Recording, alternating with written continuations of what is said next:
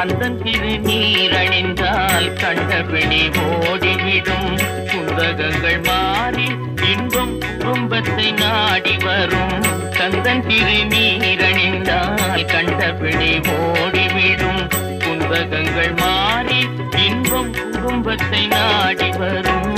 கந்தன் திருநீரணிந்தால் கண்டபிடி ஓடி